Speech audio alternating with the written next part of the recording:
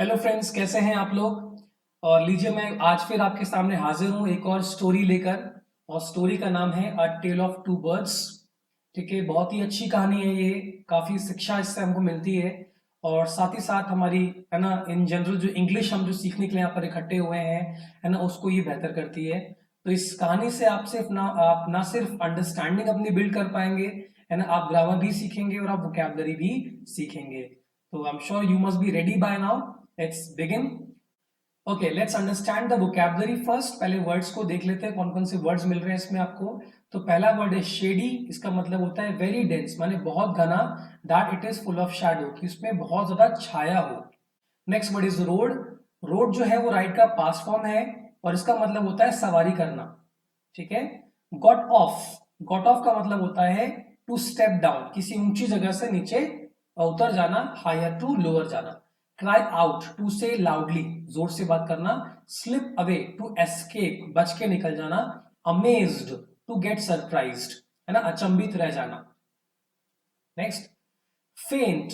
It means very gentle और difficult to notice. कोई चीज ऐसी है जो बहुत बारीक है, जिसको नोटिस करना बहुत मुश्किल है, उसको हम फेंट कहेंगे। Issuing, to come out of some place, किसी जगह से बाहर निकलना, उसे इशूइंग कहा जाएगा। Clearing, open space in a forest, जंगल में खुली जगह, उसको हम क्लियरिंग कहेंगे। For a while, for some time, कुछ समय के लिए। To keep company, to stay along, माने किसी के साथ रहना, किसी का साथ देना। इमिटेट, टू कॉपी समवन, किसी की नकल करना। ठीक है। तो एक बार फिर से आप वोकैबुलरी देख लें, और चलिए हम स्टोरी पे चलते हैं। और बस कंडीशन वही है कि अगर आप इस वीडियो को देख रहे हो तो आप कोशिश करें कि स्टोरी को मेरे साथ साथ पढ़ें, है ना, मेरी स्पीड से मैच करने की कोशिश करें। और एक बार में भले नहीं हो, लेकिन आप 2 बार 3 बार ट्राई करेंगे तो पक्का हो जाएगा। ये हमारा जो ऑब्जेक्टिव है वो इंग्लिश को स्पोकन वाइज, रिटन वाइज, है ना, लिसनिंग वाइज, है ना, अंडरस्टैंडिंग वाइज सब कुछ इंप्रूव हो जाए। ऐसा नहीं हो कि हमारा स्कोर तो अच्छा आ रहा है ग्रामर में, ठीक है ना, हमारा पैसिंग में स्कोर आने लग गया, लेकिन हम इंटरव्यू में रह गए। इंटरव्यू में कॉन्फिडेंस ही हमको नहीं आ पाया। क्यों नहीं आ पाया? क्योंकि हमने कभी स्पीच की प्रैक्टिस की ही नहीं, कभी हमने बोलना चाहा नहीं। ठीक है। तो अपने एनवायरमेंट को बिल्कुल आपको चेंज करना है, एनवायरमेंट अपने आप चेंज नहीं होने वाला। ठीक है। और ये लॉकडाउन की स्थिति हमारे लिए एक वरदान की तरह साबित होगी कि हम अपने घर में बैठकर बहुत कुछ सीख सकते हैं। बस उस पर हमें काम करना है, इसको रियलाइज करना है कि हमें काम करने की कितनी आवश्यकता है। तो let's start. Okay, let's begin with the passage. There once lived a bird and her two newborn babies in a forest. एक बार एक चिड़िया रहती थी, उसके 2 न्यूबॉर्न बेबी साथ में थे। वो जंगल में रहते थे। They had a nest in a tall shady tree and there the mother bird took care of her little ones day and night. तो उनका एक जो घोंसला था वो एक टॉल और शेडी ट्री में था। वहां पे मदर बर्ड जो है वो अपने बच्चों का दिन रात ख्याल रखती थी। One day there was a big storm. एक दिन बहुत बड़ा तूफान आया। There was thunder, lightning and rain and the wind blew down many trees. तो वहां पे थंडर आया, लाइटनिंग आई और रेन आई, जिससे बहुत सारे पेड़ जो हैं वो गिर गए। The tall tree in which the birds lived also came down. तो जो टॉल ट्री था जहां पे बर्ड्स रहते थे वो भी नीचे गिर गया। A big heavy branch hit the nest and killed the bird. तो एक बड़ा और भारी जो ब्रांच है, जो शाखा है, ठीक है, वो नेस्ट से टकराती है और वो चिड़िया को मार देती है। Fortunately for the baby birds, ठीक है, जो बेबी बर्ड्स हैं उनके लिए जो सौभाग्यशाली बात है वो ये है, the strong wind blew them away to the other side of the forest. तो एक जो तेज विंड थी, स्ट्रॉन्ग विंड थी, उसने उन दोनों को जंगल के दूसरी ओर उड़ा के ले गए। One of them came down near a cave. तो उनमें से एक जो है वो केव माने गुफा के पास में आ पहुंचा। Where a gang of robbers lived, जहां पर गैंग ऑफ रॉबर्स माने लुटेरों का एक झुंड वहां पे रहता था। The other landed outside a rishis ashram a little distance away. थोड़ी ही दूर पर एक ऋषि का आश्रम था, तो दूसरी चिड़िया का जो बच्चा था वो वहां पे जाके पहुंचा। Next, days past and the baby birds became big birds.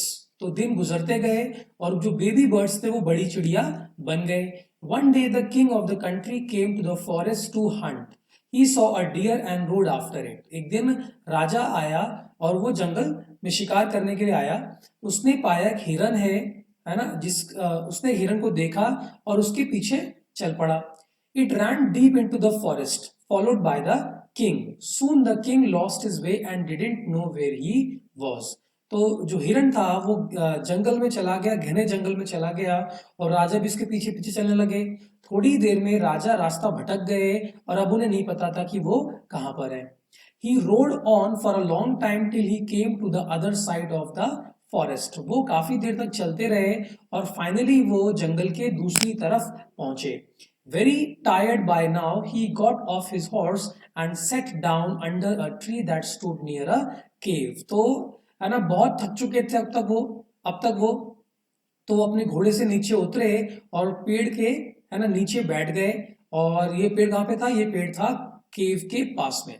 Suddenly he heard a voice cry out. उन्हें अचानक से एक वॉइस सुनी जिसने जोर से बोला, quick hurry up, there is someone under the tree, come and take his jewels and his horse, hurry or else he will slip away.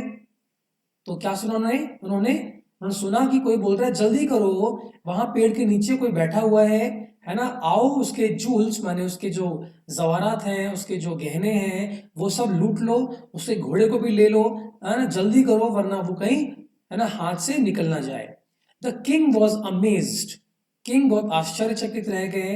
He looked up and saw a big brown bird on the tree under which he was sitting. तो उन्होंने पाया कि बड़ी सी brown colour की bird है जो उस पेड़ पे बैठी है जिसके नीचे राजा बैठे हुए थे। He also heard faint noises issuing from the cave. उन्होंने ये भी सुना कि केव से ही कुछ हल्की हल्की नॉइज आ रही थी। He quickly got onto his horse and rode away as fast as he could. उन्होंने जल्दी करी और जितना जल्दी हो सके वहां से वो निकल जाए, ऐसा उन्होंने किया। Next, soon he came to a clearing which looked like an ashram. है ना, बहुत जल्दी वो है ना जंगल के खाली मैदान पे पहुंच गए। वहां उन्हें एक आश्रम नजर आया। इट वॉज द ऋषिज आश्रम। वो एक ऋषि का आश्रम था। The king tied his horse to a tree and sat down in its shade. तो राजा ने पेड़ के सारे अपने घोड़े को बांध दिया और उसकी छांव के नीचे बैठ गए। Suddenly he heard a gentle voice announce. थोड़ी देर में उनको अचानक से उनको एक बहुत ही प्यारी सी आवाज सुनाई दी जिसने अनाउंस किया, जिसने बोला, वेलकम टू द आश्रम sir, please go inside and rest. उसने बोला कि आश्रम में आपका वेलकम है सर, और प्लीज अंदर जाइए और आराम कीजिए। The rishi will be back soon. ऋषि बहुत जल्दी वापस आएंगे। There is some cold water in the pot. है ना, बर्तन में कुछ ठंडा पानी है। Please make yourself comfortable. आप बिल्कुल आराम से हो जाएं। The king looked up and saw a big brown bird in the tree. राजा ने ऊपर देखा और उनको एक बिग ब्राउन बर्ड नजर आई। He was amazed. वो बहुत आश्चर्यचकित रह गए। This one looks like the other bird outside the cave, he said to himself aloud. उन्होंने जोर से खुद से बोला, अरे ये तो बिल्कुल वैसी ही चिड़िया दिखाई दे रही है जिसे मैंने केव के पास देखी थी। You are right sir, answered the bird. Bird ने बोला कि आप सही कह रहे हैं sir, he is my brother, वो मेरा भाई है। But he has made friends with robbers, लेकिन उसने लुटेरों से, रॉबर्ट्स से दोस्ती कर रखी है। He now talks as they do. वह बिल्कुल वैसे ही बात करता है जैसे वे रॉबर्ट्स बात करते हैं। He doesn't talk to me anymore. वो अब मुझसे बिल्कुल बात नहीं करता है। Just then the rishi entered the ashram. तभी ऋषि आश्रम में एंटर हो जाते हैं। Welcome sir, he said to the king. तो ऋषि ने राजा से बोला, सर आपका वेलकम है, please come inside and make yourself at home. कृपया अंदर आए और खुद को बिल्कुल घर जैसा पाएं। यू लुक टायर्ड, आप थके दिख रहे हैं। रेस्ट फॉर अ वाइल, थोड़ी देर के लिए रेस्ट कर लें। Then you can share my food, और फिर आप मेरे खाने में से हिस्सा ले सकते हैं। The king told the Rishi the story of the two birds and how each behaved so differently though they looked so alike. The forest is full of surprises, he said. तो राजा ने ऋषि को कहानी बताई दो चिड़ियों की जो बिल्कुल अलग प्रकार से बर्ताव कर रही थी, हालांकि दोनों दिखती बिल्कुल एक जैसे थी। फिर राजा ने क्या बोला, the forest is full of surprises. जंगल जो है बिल्कुल सरप्राइजेस से भरा हुआ है। The holy man smiled and said. जो ऋषि है उन्होंने स्माइल किया और कहा, after all he is known by the company, one is known by the company one keeps, कि एक व्यक्ति जो है जिस प्रकार के है ना माहौल में रहता है, जिन लोगों के साथ उसकी मैत्री होती है, दोस्ती होती है, उनके ही द्वारा वह जाना जाता है। That bird has always heard the talks of Roberts. उस चिड़िया ने हमेशा रॉबर्ट्स को बात करते सुना है। He imitates them and talks about robbing people.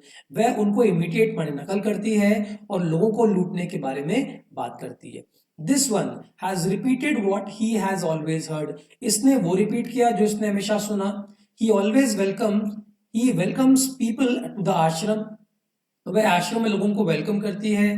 Now come inside and rest. चलो अब अंदर आ जाओ और आराम करो। I will tell you more about this place and these birds. मैं आपको इस प्लेस के बारे में और इन बर्ड्स के बारे में और बातें बताऊंगा। तो आई एम श्योर आपने मेरे साथ में स्टोरी को पढ़ा होगा और साथ साथ आप समझे भी होंगे इसको। स्टोरी बहुत आसान है क्योंकि ये बच्चों के लेवल की स्टोरी है, लेकिन अपनी इंग्लिश को इंप्रूव करने के लिए ये बिल्कुल सटीक लेवल है। ठीक है, हायर लेवल में आपको समझ में तो आ जाएगा, लेकिन उसमें कई बार ऐसा होगा कि आपको एक हेल्पिंग हैंड चाहिए होगा। लेकिन यहाँ पे आधे से ज्यादा काम आप स्वयं से कर सकते हो। और जैसे आपका लेवल आपको लगे कि हाँ ये तो मुझे समझ में आने लग गया है, जितने क्वेश्चंस आपसे पूछे जाए आपको उनके आंसर आने लग जाए, देन आप अपना लेवल चेंज कर सकते हैं। ठीक है, तो चलिए क्वेश्चंस पे चलते हैं। तो सबसे पहला क्वेश्चन है कि आप इस स्टोरी को रिकंस्ट्रक्ट करें। ठीक है, आप इसको कंस्ट्रक्ट करें मतलब कि जैसे जैसे घटनाएं घटती गई हैं वैसे वैसे आप उनकी है ना पार्ट्स को लिखते चलें, फ्रेजेस को कनेक्ट करते चलें। और आपको 3 ऑप्शन दिए गए हैं, ए, बी और सी, और आपको तीनों में से कोई एक सेंटेंस को चूज करना है जो सबसे पहले हुआ होगा। तो अब आप बताएं क्या इसका आंसर होना चाहिए, ए, बी या सी? पढ़ लीजिए एक बार इसको। ओके, चलिए आप रेडी होंगे शायद अब। तो इसका आंसर सी होना चाहिए, क्योंकि सबसे पहले हमने बर्ड के बारे में बात की थी। एक बार वहां पे एक चिड़िया रहती है, ठीक है, रहती थी, सॉरी। तो अब इसके बाद क्या होना चाहिए, आगे बढ़ते हैं। ए, बी, सी, फिर से आप बताएं इनका आंसर क्या होगा, है ना। इस फ्रेज के आगे क्या जोड़ने वाले हैं आप देख लीजिए, ए, बी, सी क्या जोड़ने वाले हैं। ओके, तो आंसर है इसमें B, her 2 new born babies in a forest. अब देखो इसको हम 2 प्रकार से जोड़ सकते थे। पहला कि हमको स्टोरी याद है, तो या इस क्वेश्चन से आपकी मेमोरी टेस्ट हो जाती है कि आपको कितनी बातें याद रह गई। और साथ साथ में आप इसको ग्रामर से भी कर सकते हैं कि क्या क्या रूल्स इसमें अप्लाई हो रहे हैं। जैसे मैंने देखा कि मुझे इनमें से चूज करना है कोई एक सेंटेंस का पार्ट जो इसको जोड़ देगा। तो there once lived a bird and. अब एंड 2 बार तो आ नहीं सकता, क्योंकि एक बार आ चुका है, दोबारा क्यों आएगा? तो सी तो इसका आंसर नहीं हो सकता है। ठीक है, सी तो इसका आंसर नहीं हो सकता है। फिर देखते हैं एक को थंडर, लाइटनिंग और रेन की बात हो रही है, जबकि सेंटेंस का जो पहला पार्ट है वो इंट्रोड्यूस करता है बर्ड को, वो बर्ड के बारे में कुछ बात बता रहा है, और एंड के बाद भी बर्ड के बारे में ही बात होगी। ठीक है, ये एक्सपीरियंस बताता है। जब आप कोई स्टोरी पढ़ रहे होते हैं तो स्टोरी जो है बिल्कुल रिवर की तरह फ्लो होती है। ऐसा नहीं है कि बीच में गैप आ गया। ठीक है, गैप नहीं आ सकता है। इंफॉर्मेशन को आप पूरी पहले समझा दीजिए, उसके बाद टॉपिक चेंज कर सकते हैं आप। ठीक है, तो टॉपिक क्या था कि बर्ड रहती थी, साथ में उसके 2 छोटे छोटे बच्चे रहते थे, तो ये न्यू बॉर्न बेबी वाला इंफॉर्मेशन आप कनेक्ट कर सकते हैं। ठीक है, चलिए अब आगे बढ़ते हैं। अब बताइए इसके आगे क्या होना चाहिए। There once lived a bird and had 2 new born babies in a forest. They, अब दे के बाद क्या होगा, ए, बी या सी? देख लीजिए एक बार आप, चलिए देखें। ओके, तो दे जब आपने बोला है तो दे जो है वो एक प्रोनाउन है। दे जो है वो एक प्रोनाउन है, ठीक है। और प्रोनाउन जो है होते हैं, जैसे दे जो है ये सब्जेक्टिव प्रोनाउन है, और इसके बाद आपको यहां पे कोई ना कोई वर्ब चाहिए होगी, और वर्ब आप देख सकते हैं सिर्फ ए में है। दूसरी बात, अगर आप दे बोल रहे हैं तो दे के तुरंत बाद में देयर नहीं बोला जा सकता, इसमें कोई भी लॉजिक नहीं है। ठीक है, क्योंकि देयर भी सेंटेंस को इंट्रोड्यूस करेगा और दे भी करेगा, तो एक टॉपिक को, एक सब्जेक्ट को इंट्रोड्यूस करने के लिए एक ही चीज पर्याप्त है, या तो दे या तो देयर, दोनों साथ में नहीं चाहिए। तो बचा कौन सा, ए इसका आंसर होगा। They had a nest in a tall shady tree. आगे बढ़ते हैं, ए, बी, सी। अब बताएं इसमें क्या हो सकता है। तो फिर से यहां पे आपको ग्रामर हेल्प कर सकती है। अगर मैं सेंटेंस के पार्ट को पढ़ता हूं, ठीक है, they had a nest in a tall shady tree, तो क्या ये आपको सेंटेंस कंप्लीट लग रहा है? लग रहा है क्या? तो आई एम श्योर आप लोग बोलेंगे शायद ये सेंटेंस कंप्लीट नहीं लग रहा है, और किसी भी इनकम्प्लीट सेंटेंस को कंप्लीट करने के लिए क्या चाहिए, एक और इनकम्प्लीट सेंटेंस चाहिए। दो इनकम्प्लीट सेंटेंस को जोड़कर मैं एक कंप्लीट सेंटेंस बना सकता हूं, लेकिन आप एक इनकम्प्लीट को कंप्लीट के संग लगाएंगे तो वो मैच नहीं होगा। आप नोटिस करें जरा, बी और सी दोनों ये कंप्लीट सेंटेंस है, ये सेंटेंस पूरा है, कुछ इसमें अधूरापन नहीं है। और ये भी one day there was a big storm, ये भी सेंटेंस पूरा है। अधूरा क्या है, and there the mother bird took care of, ये अधूरा है, तो यही इसका आंसर बनेगा। Okay, let's move ahead. अब बताएं इसमें क्या होगा, ए बी या सी। ओके लेट्स सी। तो यहां पे जो हिंट आपको मिल रहा है वो केयर ऑफ मिल रहा है। Mother bird took care of, mother है तो किसकी केयर करेगी, बच्चों की ही करेगी ना। तो देखिए बच्चे किधर है इसमें, तो बच्चे इसमें इधर आ गए लिटिल वंस, ये तो बी इसका आंसर होना चाहिए। ठीक है, आगे बढ़ते हैं। वनडे के बाद क्या होगा, ठीक है। अब अगर यहाँ पे वनडे को देखें तो वनडे के बाद में कॉमा भी आया हुआ है। अब इसका मतलब यहाँ पे आपने एक बात बोली एक दिन, अब उसके बाद एक दिन क्या हुआ वो बताओगे ना। तो देखते हैं क्या लिखा हुआ, and the wind blew down many trees. तो ये खुद अधूरा है, तो इंट्रोड्यूस कैसे करेगा इस इंफॉर्मेशन को, तो ए इसका आंसर नहीं हो सकता। One day the tall tree in which the birds lived also केम, तो क्या ट्री आया था, ट्री आल्सो केम बोल रहे हैं क्या, तो ये भी नहीं इसका आंसर हो सकता। इसका आंसर बनेगा बी। ठीक है, B is the right answer. One day there was a big storm, there was thunder lightning and rain and the wind blew down many trees. Okay, I am sure आपकी memory जो है आपको यहाँ पे सहायता देगी और आपके सभी आंसर्स सही हुए होंगे। Okay, let's move ahead. Now there is a fill in the blanks, और ये स्टोरी पर ही बेस्ड है। लास्ट टाइम तो मैं समरी लेकर आया था, अब यहाँ पे समरी नहीं है, ये बिल्कुल वही स्टोरी का मैंने एक्सर्प्ट उठाया हुआ, एक पार्ट उठाया हुआ है। बस आपको इसमें वर्ड्स चूज करने हैं। ठीक है, तो थोड़ा इसको पॉज करिए और इसको है ना सॉल्व करने की कोशिश कीजिए और पढ़िए साथ साथ में, और मीनवाइल मैं इसका आंसर्स बता रहा हूँ। So ready, let's start. There once dash a, there once dash a bird, तो क्या इसका आंसर होना चाहिए, there once lived a bird होना चाहिए, lived a bird. Her two newborn babies in a forest, they had a nest in a dash shady tree. तो क्या tree के बारे में इंफॉर्मेशन थी, tall and shady, tall. And there the dash bird took care of her, ये sentence हमने अभी पढ़ा था। तो बर्ड के पहले क्या था, मदर वर्ड था, mother, mother bird took care of her little dash, little के बाद क्या आना चाहिए था, लिटिल वंस होना चाहिए था, ये रहा little ones. Day and night, one day there was a big storm, there was thunder, lightning and rain and the wind blew dash many trees, क्या हुआ था, blew down हुआ था, blew down many trees, the tall tree in which the birds lived also dash down, क्या होना चाहिए था, tall tree also fell down, fell down है क्या, fell down, came down होगा ना, fell down नहीं है तो I'm sorry I'm sorry, तो यहाँ पर came down हो जाएगा। A big heavy branch hit the nest and killed the bird. Fortunately for the baby birds, the dash wind blew. कैसी wind थी ये, तो आंसर है strong wind थी ये।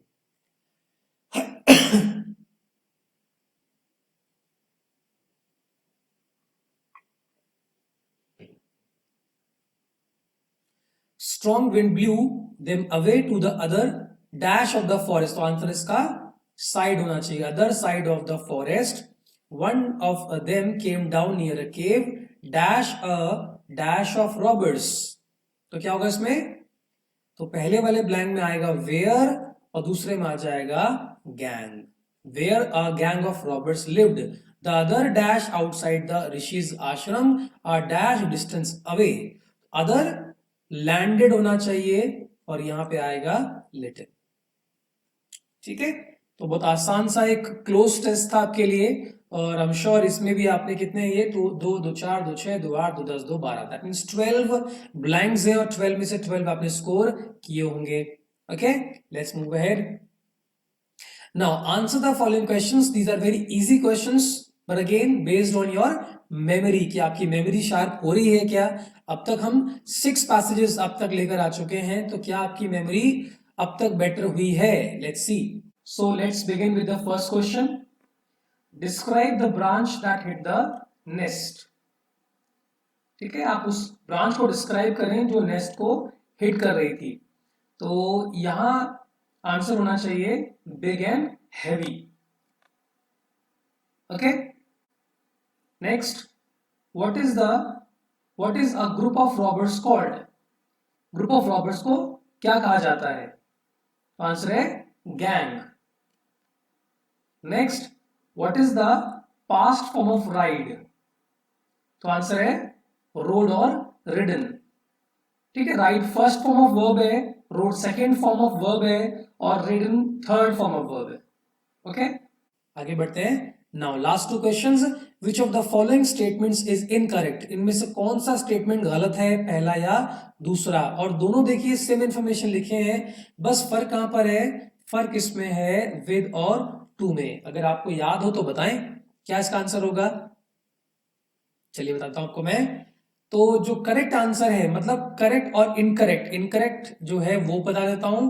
पहले करेक्ट समझ लीजिए, करेक्ट है बी और इनकरेक्ट है ए। तो ये है हमारा आंसर। ओके, अब समझते हैं फर्क क्या है। देखो विद और टू ये दोनों प्रेपोजिशंस हैं, विद और टू दोनों ये प्रेपोजिशंस हैं और दोनों का ही संबंध टाई के साथ में है। टाई माने बांधना होता है और हिंदी में बोलते हैं के साथ, है ना, के साथ बांधना। अब समझना फर्क क्या होता है। अगर आपने किसी चीज को यूज किया है बांधने में, ठीक है, जैसे रस्सी हो गया, जैसे चेन हो गया, है ना, तो फिर हम बोलेंगे टाई विद।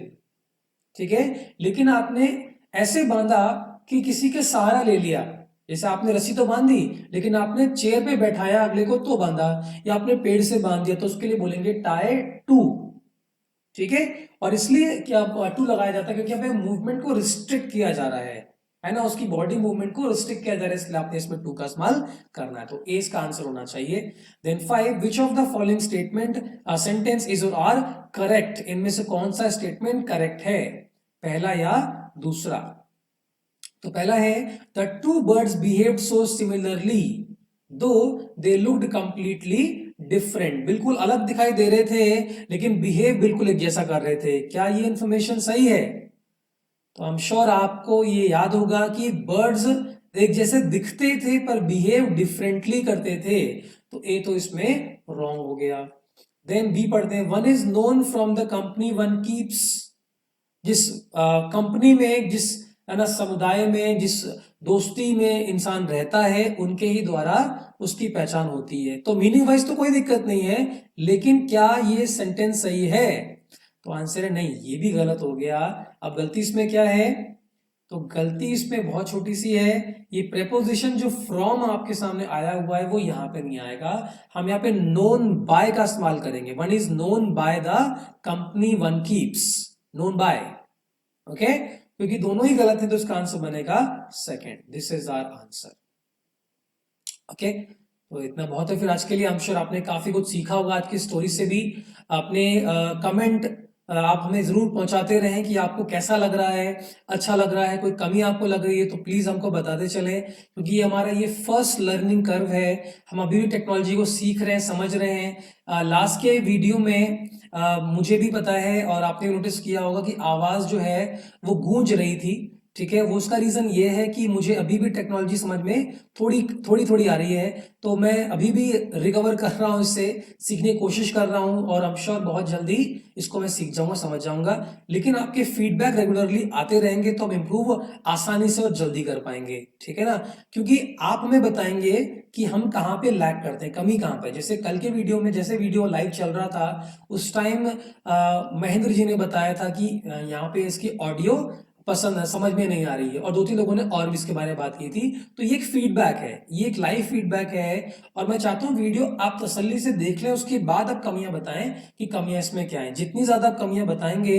उतना ज्यादा ही हम इसको बेहतर कर पाएंगे। ठीक है, देन तो मैंने शायद सारी बातें कवर कर ली है।